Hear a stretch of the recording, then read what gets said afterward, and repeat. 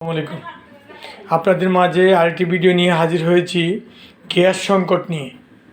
আমাদের ঢাকা শহরের আশেপাশে কোনো জায়গাতেই গ্যাস থাকে না এবং এই গ্যাস রাত্রের 11টা-12টার দিকে আইসে হালকা একটু গ্যাস থাকে তা আর চলে যায়, কিন্তু সারাদিন আর গ্যাস থাকে না।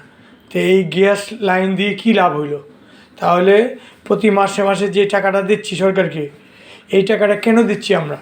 তাই আমি জ্বালানি উপদেষ্টাকে বলবো যে আপনি অচিরেই গ্যাসের ব্যবস্থা করেন।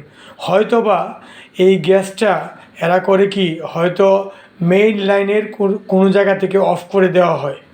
অফ করে দিলে এই গ্যাসটা চলে যায় সিএনজিতে কনভার্ট হয়ে বিভিন্ন গাড়িতে চলে যায়। তাই আমি সংশ্লিষ্ট কর্তৃপক্ষকে সবাইকে বলবো যাতে করে এই গ্যাসটা যাতে জ্বালানি খাতে এবং রান্নার কাজে ব্যবহৃত করতে পারে, এই জন্য সকলে যাতে গ্যাস পায়, এই জন্য গ্যাস পাইবে যাতে গ্যাস দেওয়া হয়। যদি গ্যাস না দেওয়া হয় তাহলে গ্যাস লাইন বন্ধ করে দেওয়া হোক, তাও ভালো। কিন্তু এইভাবে আর কতদিন চলবে? কারণ শেখ হাসিনার আমলেও এভাবে চলছে, এখন বর্তমান সরকার ক্ষমতায় এসেছে, এখন মনে করলাম হয়তো একটু পরিবর্তন হবে, কিন্তু তাও পরিবর্তন হচ্ছে না। আমার ক্যান্টনমেন্টের বাসায় এইভাবেই চলছে এই গ্যাসের অবস্থা।